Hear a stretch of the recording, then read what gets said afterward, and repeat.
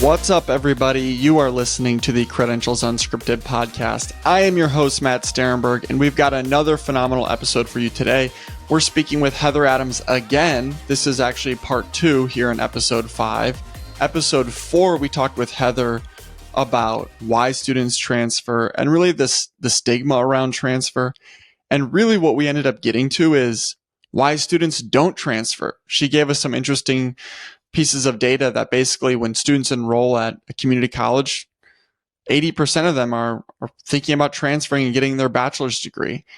But 6 years later, only about 16% of them are getting a bachelor's degree. Why is that? And so we really dug into kind of why students experience friction, why we don't have that pathway well carved out, and why students aren't able to pursue those aspirations. And so it really ended up being on why students don't transfer rather than why they do transfer.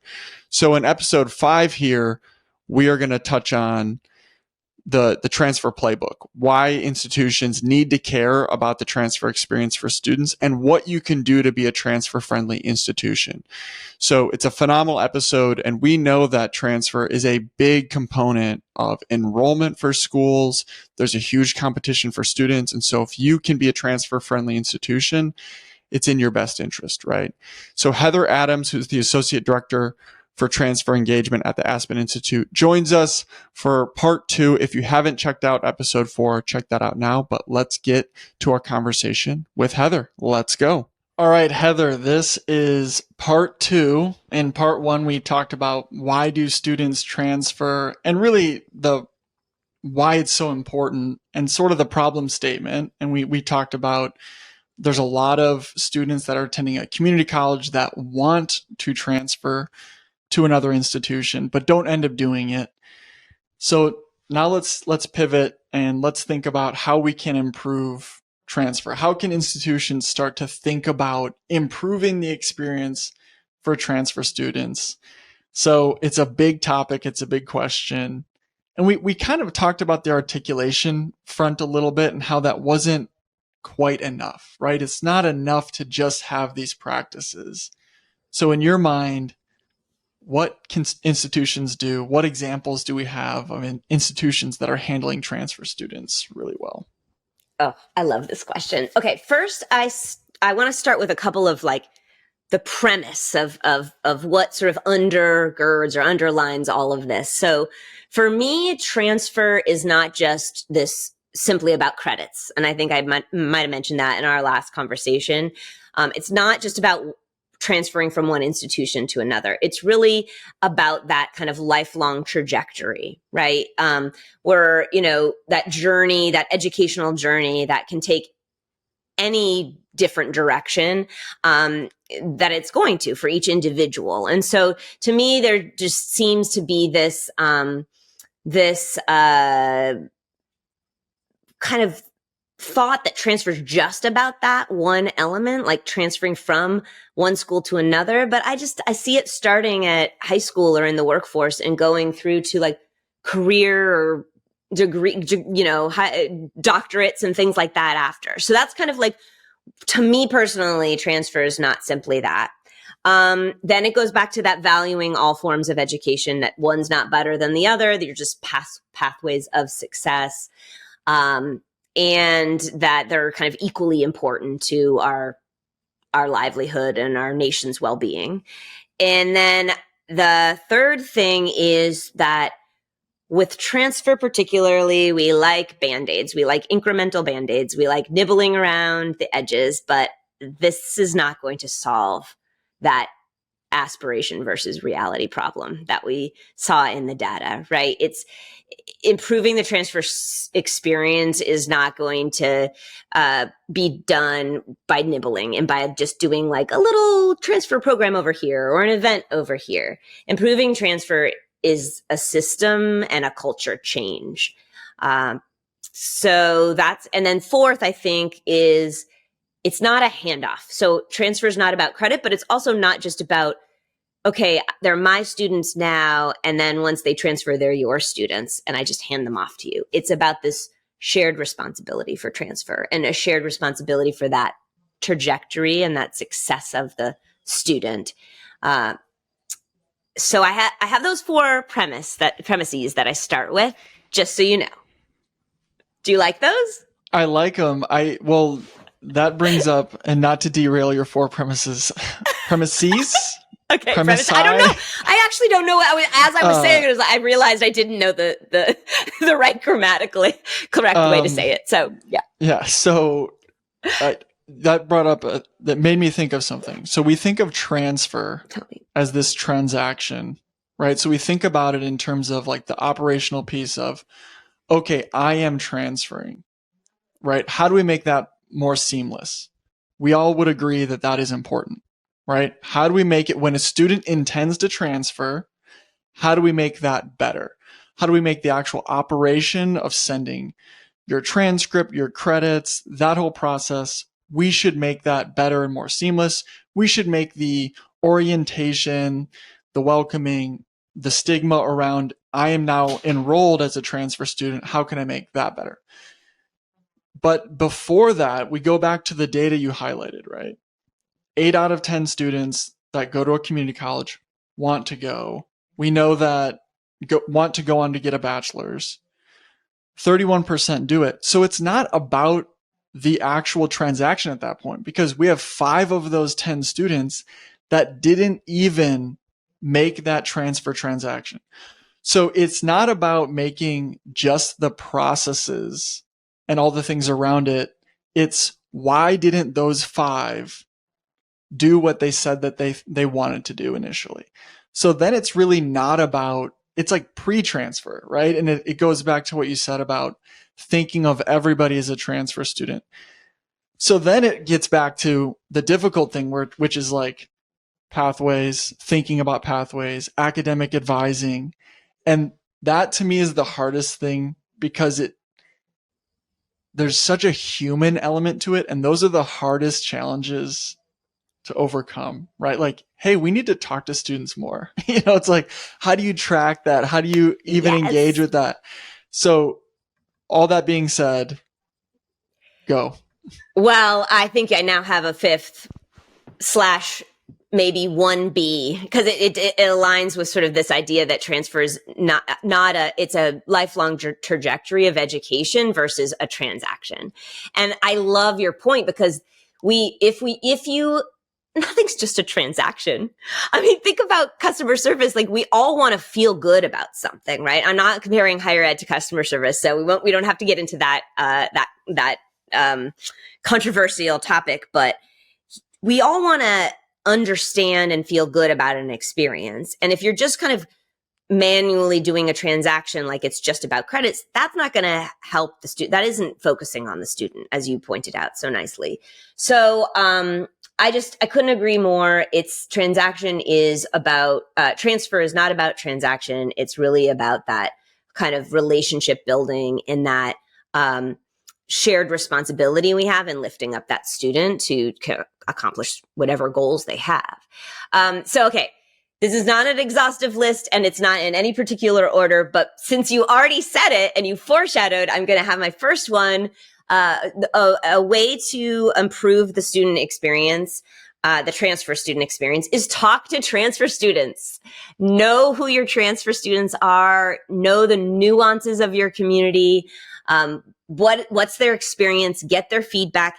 And another premise, I guess, for me, when I say collect data, I don't just mean like the student outcomes. Those are vital, obviously, but you have to understand the experience. And the only way you're going to understand the experience is if you talk to students. They are the experts in transfer at the moment, because they are going through it. And I could go on and on about this one, but I mean, have transfer students look at your websites, have them look at your program maps, have them look at your systems that you're thinking about buying into and purchasing. Does it speak to a student? You said it earlier in our conversation. You mentioned that we make these articulation agreements that work for us, but they're not helpful for a student to navigate. So what is helpful for a student to navigate? Ask a student. So that is my number one.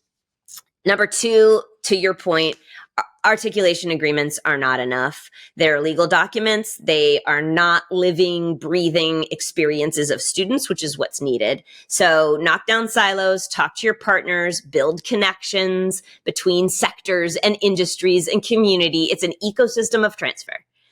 An articulation agreement is a great first step, but it's just a legal document. It does not guarantee that you're actually going to create a community. It does not guarantee that the process and the initiatives that you've written down are going to be sustained and keep going after you're gone. So I think it's about collaborating. It's about building partnerships that are beyond just the one-to-one relationships, but really institutionalizing a partnership. And unfortunately, an articulation agreement or an MOU or memorandum of understanding is really just a first step towards building that institutionalized partnership. It does not guarantee you an institutionalized partnership, which doesn't guarantee you a streamlined transfer experience. And under that kind of idea or note is, even on your own campus, connect with others. There are often disparate transfer initiatives and strategies and things going on all over campus. And you don't need to reinvent the wheel. You just need to knit those together and have a sort of unified transfer vision and goal. So I think just knowing that you need to push past that articulation agreement is a big one. And I'm going to stop there because I know that you have thoughts about that. Well, no, I think, of course I have comments, but I like thinking about the partnerships piece. When we have seen positive examples, like from the dual enrollment perspective, it's when they're very tightly knit, and it, like a school district will have a very close relationship, very close communication and collaboration with a university or college partner, right? And they're very explicit about the way that it works is they're very explicit about certain pathways, right? Here are the courses you need to take to get here. There's an advising component. There's a counseling component.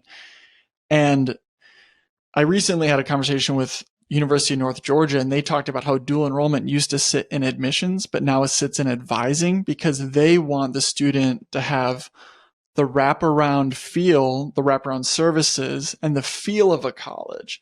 So I think that was just a great example of how to, again, not think about it like credits or a transaction, but to think about it like from the student's perspective of how can we make this student feel like a college student, and to think about the advising because we want them to be thinking about a pathway in order for these credits to actually matter to them. Mm-hmm. And then obviously from the university perspective, it benefited them. Like if I get all these wraparound services, aren't I going to be more endeared to University of North Georgia, for instance, because I already feel like I'm one of their students? I'm feeling more comfortable. So I thought that was a great example of a solid partnership that worked because of the cooperation and collaboration. I love that. I love that. But you can't have that sense of belonging without that policy and practice in place. So it's like you've got to have those structures in place to then build that partnership. So then the students actually feel the kind of reality of that and feel the support net of that and gain that sense of belonging. I love that. I love that.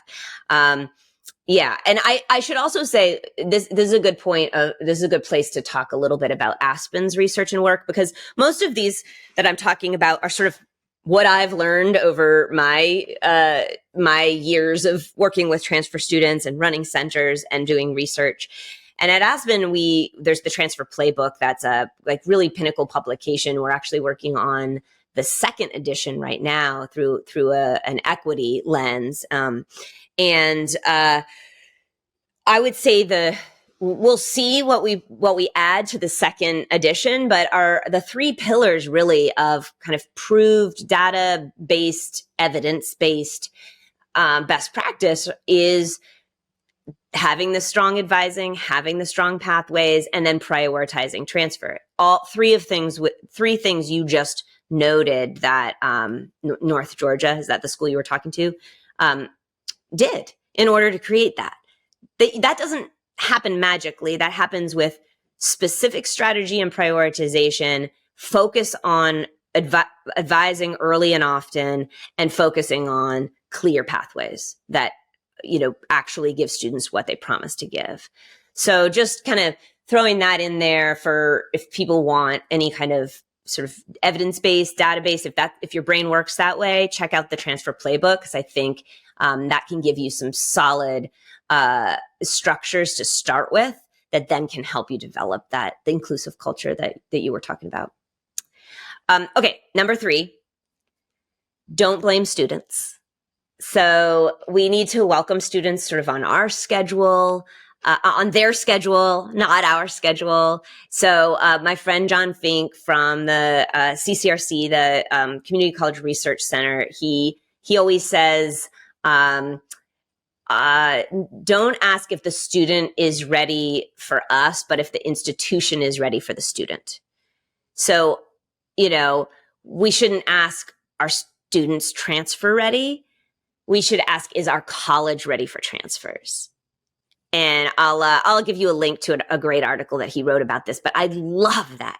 I love that idea that, we do a lot of, well, all that information's on our website. Like, I don't know, it's there. They could figure it out. All right.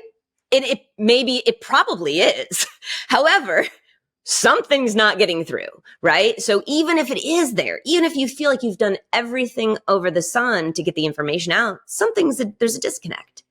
So again, talk to students. We don't want to put the onus on the student. It's not on the student. This is really on us, I think. We've built systems that are super complicated or that work for us. And to that point, I feel like we roll out the red carpet for first time in a college students. And it's like, whatever you need, there's this massive competition for them. And you're getting brochure after brochure, email after email about the process. And we do not place the same value on communication. And maybe, there's a perception that, hey, they're not interested in all this fluff. They just want to know this basic information to enroll. But again, talk to students. Do we know that? Like, what do you want to hear from us? That's an assumption, right? Yeah. Exactly. And I learned that firsthand. I mean, I'm a perfect example. I'm an assumption. I went back to school at 36, 37 years old. I thought I was going to in and out. I want to get my degree and get out. I'm not going to go to pep rallies. I'm not going to go to I ended up being the biggest cheerleader for UCLA there is. I was not a cheerleader, but I started 2 student groups. I was, super involved. I ended up creating welcome weeks for transfer students. I mean, I ended up being the most rah student that not something I predicted, not something that anybody who knew me would have predicted, and probably not something you as an advisor or a admissions counselor or a recruiter would have necessarily assumed about a 37-year-old going back to school, right? We make lots of assumptions. Now, I also did want to get through it and get on to my next thing because I knew I'd found my professional purpose. So I had kind of, a paradox of needs and wants. But I'll tell you what doesn't make you feel welcome is when you get a letter addressed to your parents, the parents of Heather Adams, and you haven't lived with your parents in 30 years. That kind of thing really does make you feel like you're not seen. And so that communication, and I would add to your point, Matt, it's compassionate or empathetic communication that's tailored, I guess. It's not just about marketing. It's literally about, yeah, I want the pep rally. Yeah, I want the band to be at my transfer Bruin day or my welcome day. I want the same things that the freshmen or the first time in college students get. And transfers often don't because there's an assumption they've been in college before. They kind of know the deal. They know what they want. They'll figure it out. It's on the website. So, yeah. All right. And this one's really important and kind of goes back to the articulation agreement concept or conversation. Transfer can't sit with one person on a campus. It's the responsibility of all of us. This is, again, as I was saying, it's not a handoff. It's a shared responsibility. So back to the premise of shared responsibility. And I really dislike that term handoff. because we're all responsible. It's all sectors, all roles, all departments. This really does lead to that cultural piece that you were talking about.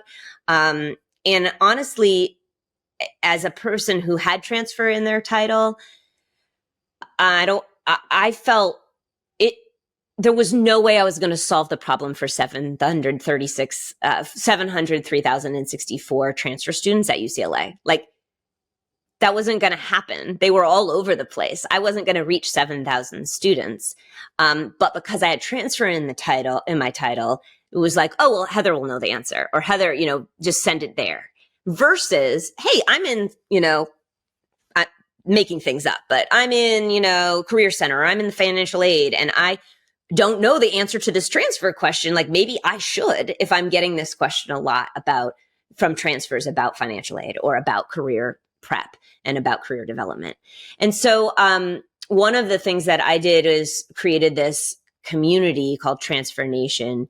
And really the idea was to, one, not be alone in transfer, because transfer is so complex that people are like, I don't want to touch it. It's a hot potato. It's why we nibble around the edges, right? It's like no one wants to get in there and like really fix the systemic issues, right?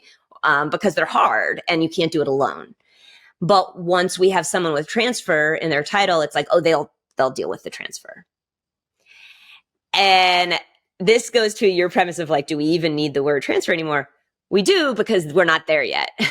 The day that everybody is joining Transfer Nation and everybody on a campus is talking about transfer in an equal manner than you and I, who talk about transfer every day, then we're okay. But I would say this is the same with like first gen, issues. Like we talk about first generation college students all the time. Everybody has to have a responsibility in supporting first generation college students. We wouldn't say they don't. We wouldn't say financial aid doesn't need to know how to deal with that. We wouldn't say Career Center doesn't know how to deal with that, but we do that with transfer often.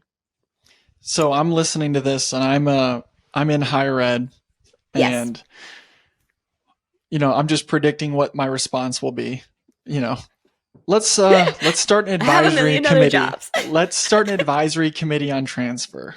Okay. Mm-hmm. Which is let's say a step in the right direction. Yeah, totally. But like, is that enough? And what is the ideal? Like, give us like a pragmatic response to, all right, we all have to care about it. Let's all agree that we need all the departments. This is an institution-wide thing. This is a missional thing that we're all committed to. How do we organize it? Because everyone has their own priorities, their own fiefdoms within a university, let's say. 100%. What are the action items to get people to actually buy in and care? Well, number one, I'll start with sort of Aspen College Excellence Program lens is definitely you need leadership prioritization, right? So you need presidents and provosts with a vision who are kind of setting the stage and setting the tone that this is our united vision on transfer, and that then needs to really expand to the entire institution. And often it doesn't, or often there's just not a prioritization and there's only a bottom-up effort. And more of my kind of philosophy, or what I've seen work, is both, right? So you need somebody at the top who has the weight and the power, really, to make the decisions on prioritizing, funding, making sure staff have time and support and professional development to do what you're asking them to do. But you also need the boots on the ground people who are working with students every single day and are kind of the lifeline and see what they're doing. So I think, on a big high level, like a big high level answer to that is that, you're going to need presidential involvement and you're going to need leadership to understand the imperative here when it comes to building transfer culture and building policies and practices that really work for those students. And sometimes you have to make a different case for a president. Sometimes it's about how transfer can serve your return on investment, or how transfer can serve the return on mission. If your institution's serving the regional area or needs more diversity, whatever that is, how does transfer speak to that? That might have to be a case that you would have to make to leadership if they're not prioritizing. And then I would say, again, it's sort of check your assumptions. I think a lot of people, we just go through our day. And I'm certainly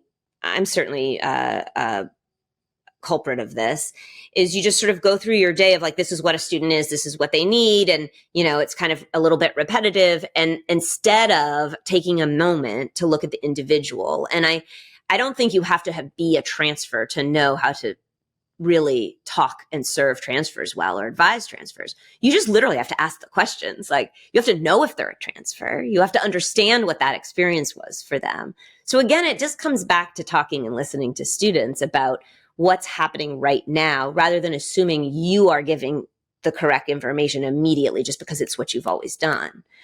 I can use like a career center example, or even alumni association.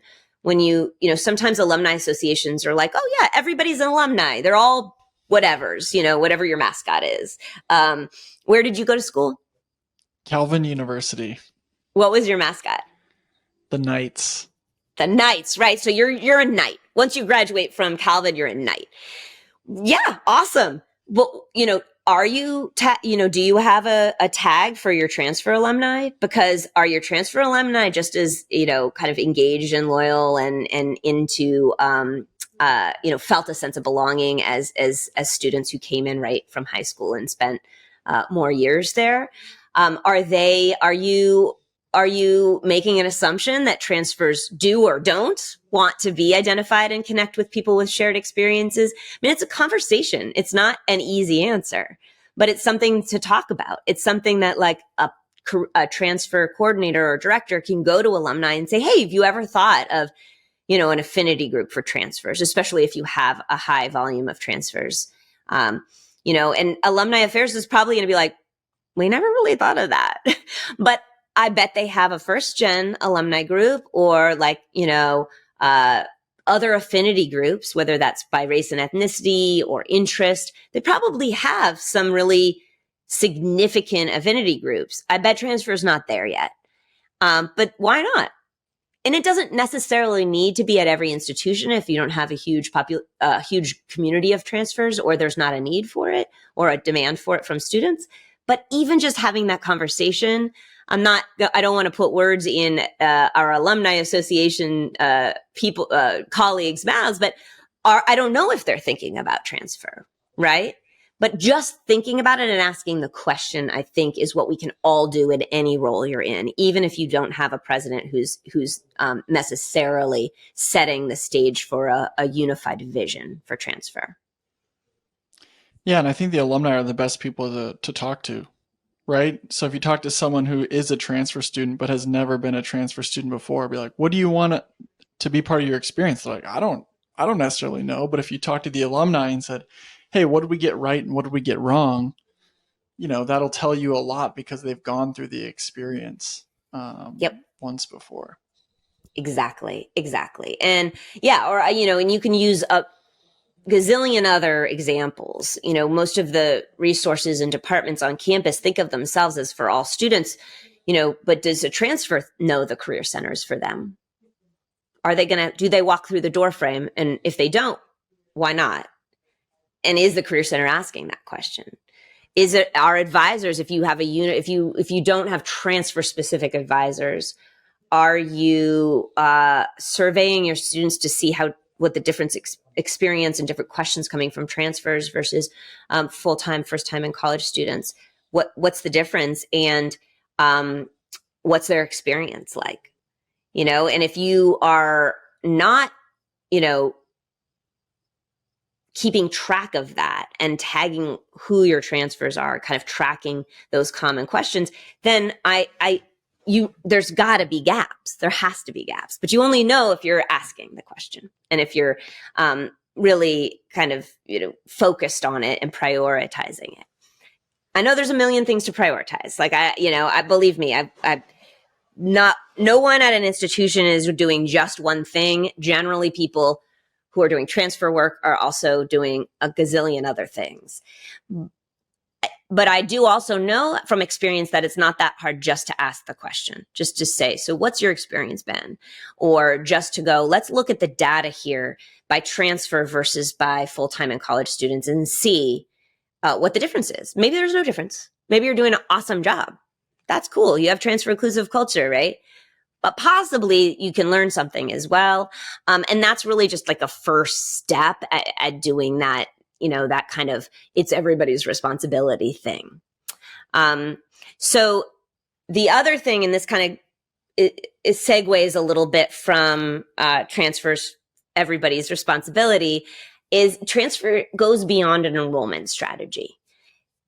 Right? You've heard me say this. Transfer is a workforce imperative. It's an economic imperative. It's a regional imperative. It's a return on investment. It's a institutional survival and health imperative. Transfer is not, it's a student success strategy, not an enrollment strategy. And all too often, from the four-year perspective, we get stuck in transfer sits and enrollment. You just mentioned it, that this institution put dual enrollment in advising instead of admissions. That's super smart because they're understanding that it's not just the transition. It's not just that initial, are you going to get in?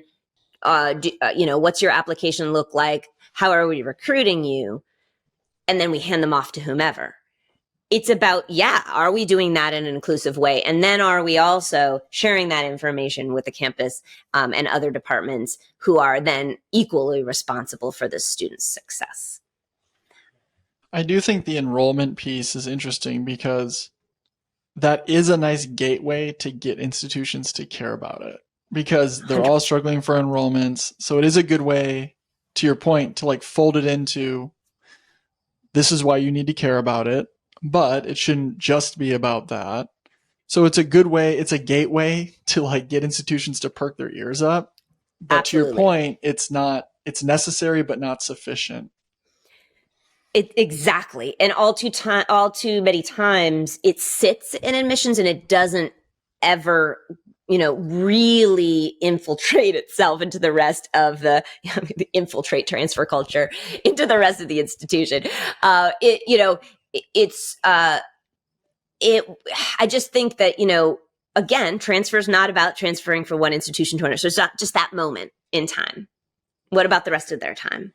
And if the premise of the problem is not enough community college students are graduating with bachelor's degrees, then we have to start again looking at that trajectory and where that responsibility is in terms of the lifelong trajectory. Okay, so last but not least, and again, these aren't in really any order, but I think this is a good one to kind of conclude with or wrap up on, is that it's about kind of transfer inclusive culture.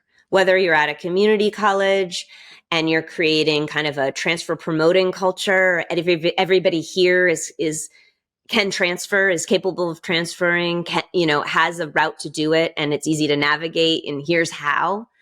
A transfer supporting culture of preparing them for what it's going to be like when they do transfer to a receiving institution and introducing them to the people that they need to know, or other students who've lived through that experience. And then at a research university, or a receiving university, I should say, it's about the welcoming environment and kind of being relentlessly welcoming, to take a phrase from another colleague, Peter Felton, who wrote a book about building relationship rich connections with students. And he talks about being relentlessly welcoming, which I love, because that's kind of what you need to do to make sure that people know that they matter and that they belong. And so I think, the way in which to create transfer culture and shift culture on our campuses is to do some of the things we talked about before, right? If you set up some of these policies and practices and you do them and you implement them so that they're institutionalized, they don't just live with one person, they don't just live on one piece of paper, but they're continuously improving, and they're actually something that everyone has a role in, both the community college and the receiving institution. Then all of a sudden you've got a structure that supports an inclusive culture. And then that culture can really develop more. But you really have to get the practices and policies right in order to kind of fulfill that institutionalized transfer receptive culture that you might be aiming for. Heather, we've covered a lot of ground, and it's been an amazing conversation talking all about transfer. Thank you so much for joining me. And one more plug. If you're listening to this and you want to know, and you're just a transfer nerd like Heather is, let's Calling be honest. all transfer nerds. Yeah. You can find more information at Transfer Nation. So you guys have a LinkedIn page that you post a lot of stuff. I think you have an Instagram page. You're doing all sorts of stuff. Where can they find Transfer Nation? I would just go to transfornation.com and all of our links are there. You can learn a little bit more about us, but join the conversation. And I also do a podcast. So Matt, I hope you'll be joining me at some point on the Transfer Nation Talks podcast. If I really want to, season 4, we're entering season 4, and I really want to focus on other departments and areas that are seemingly outside of transfer, but aren't, and learn from departments and organizations that serve other areas of the institution about how they're pulling in transfer receptive culture into their practice. So if you're listening to this and you're interested, I'd love to hear your take and talk to you about it on TN Talks. Awesome. Thank you, Heather. Appreciate it. Thanks. So that's it for episode 5 with Heather Adams. Thank you again to Heather, who joined us for 2 parts on student transfer, why students transfer, why it's important, and how to become a transfer-friendly institution. So I think this is a huge topic, right? So many transfer credits with the rise of dual enrollment, the increasingly mobile student, and then the competition for students at an institution, right? Everyone talks about the enrollment cliff. If you want to keep your enrollments up, you've got to be thinking about your transfer strategy. So some great tips and tricks from Heather Adams walking us through the transfer playbook. And I hope it was valuable for all of you. We've got another phenomenal episode coming up here in episode 6 in our Learner Pathways season. I'm talking with Jasmine Saidi Keenert, who's the president, CEO, and founder of the Academic Credential Evaluators Institute. And we're talking about international credential evaluation and basically why it's so challenging. And she talks with me about why it's an art and a science. I know that I learned a lot. It's way more complex than I thought it would be. So if you're an institution that's getting a lot of international students, or you want to understand international credential evaluation better, check that one out, which is coming out in 2 weeks. Thanks again. Like and subscribe, and appreciate you listening. We'll talk to you soon.